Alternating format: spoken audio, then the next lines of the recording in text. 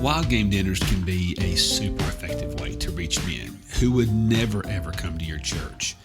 You know, honestly, my favorite form of ministry and evangelism has been at wild game dinners. It really has. And I've had a front row seat at watching churches do them incredibly well and watching it be a train wreck, and it doesn't have to be that way, and it really doesn't. And that has nothing to do with size. Some of the most effective ones I've spoken at all over the country are 150 to 300 people, and I've spoken at some with thousands of people. And it's just it's all depending on who's running the thing. And so let's talk about it real quick. Here are some ways that I think reaching your men and doing men's ministry is going to really help you. If you're going to host a wild game dinner, you can ruin the ministry effort if you cut corners in a few key areas. And over the last 20 years, I've spoken all over the nation at these. And so I've seen what works and what doesn't. And here we go. So I'm going to give you 6. Number 1, the problem, taking way too long to give away gifts. Man, talk about a vibe killer. You've seen hundreds of men come through your doors, and half of them haven't connected to your church ever. The food was great. Speaker did a good job. They were coming through the doors at 6 o'clock, maybe on a Thursday night, which, by the way, a Thursday night is the best option. A Tuesday or a Thursday night, I'm just telling you, or even a Sunday night. The last thing I would do on a wild game dinner or any men's event is a Saturday. I'm just telling you, I've done it too many times. I've spoken too many times, and it just doesn't work. But so these guys have been there now an hour and a half, hour 45. And for the next hour after I've spoken, for the next hour, you give away 100 gifts. I've literally seen that happen. And it's just mind-bending and painful. Here's the solution. Give away gifts all night long. Give away gifts all night long. When men are eating, give away your smaller gifts, give them all night long. And then at the end of the night, you just give away your main 3 or 4 gifts and call it a day. It really works better to go ahead and, as soon as they come in and get started eating, about every 5 minutes, give away a gift. Problem number 2, MCs that hijack the event. My stars, have I seen this happen so many times. I would say 50% of the men's ministry events I speak at have an MC, which is a really good idea.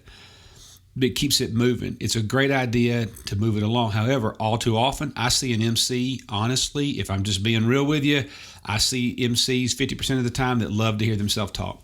They tell long stories, or, they feel the need to comment on everything. Here's the solution. Have an honest conversation with the MC. If you choose to go with the route of an MC, that's great, but tell them to use discipline. Remind them that their job is to move the event along and not be the keynote speaker in disguise. Now, I'll tell you another place they do this. Your MCs will give away gifts, and every time they give away, they're, I know Johnny Ray. Now, how are you going to use that, boy?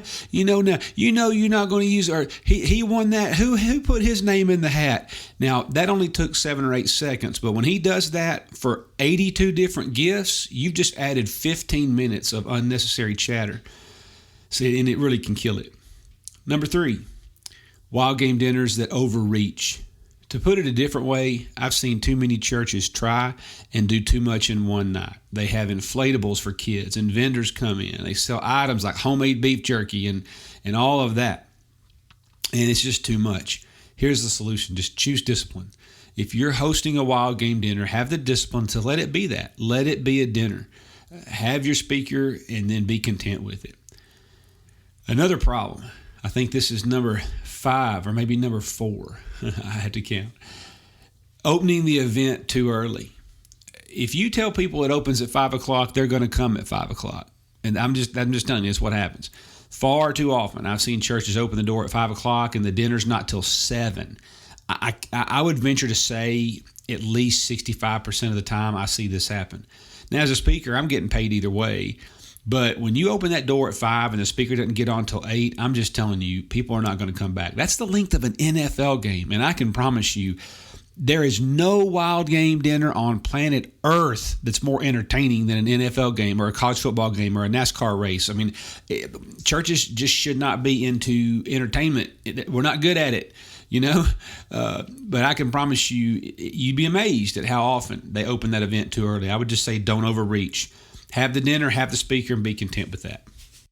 Number 5, turning a men's outreach into a worship service. If men wanted to come to your church, they'd come on Sunday. I'm begging you, please don't do this. Now, I will say it's gotten a lot better over the years, but I've seen it a lot. You finally get 500 men to come to your church, and 247 of them are not Christians. And you've got some music entertainment for the night, and some Southern gospel dude says, that's singing Beulah Land says, y'all come on and give the Lord praise, and it becomes a worship service. And you know what it is? Honestly, it's lying. You told them it was going to be a wild game dinner, not a gospel concert. If you want to reach non-Christians, don't have worship services in camo. Just because you put camo on doesn't give you an excuse to do a worship service. And I'm telling you, I've seen it so many times. And you know what? I'm going to tell you something. You're going to reach them one time, and most likely they're never coming back. So I would just say, be careful with that. Just have the wild game dinner. Be honest about your marketing. This is what it is. It's not ambush evangelism. And the last one I'll give you is failure to follow through. The entire point of having a wild game dinner is to share the gospel with men who otherwise would never come. And a wild game dinner can be fantastic ways to achieve that. However, one area that is almost always short circuits the event is that churches don't follow through. In my years of ministry experience, there's a very real reason why. And it's pretty simple. Your leadership team is tired. I mean, man, by the time that day gets there, they're over it, but they're ready for it to be behind them. They've been working on it for a year. Here's the solution. Recruit a follow-up team separately from the leadership team. 2 different teams. I can tell you, one of the smartest things I ever did when I was learning how to host wild game dinners way on back there when I was at this one church, we're going back almost 20-something years now, I had asked a few men if they would have one job and one job only, follow up with guests. Now, by accident, this I didn't do this on purpose, but I really didn't include them in the leadership meetings leading up to that event over the 6 months that were leading up to the event itself.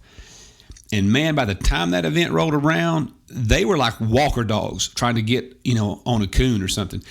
They knocked it out of the park because they haven't done anything. They came with all this fresh energy. So when everyone else in the preparation team is exhausted and flatlined, well, the follow-up team was fully charged and ready to go.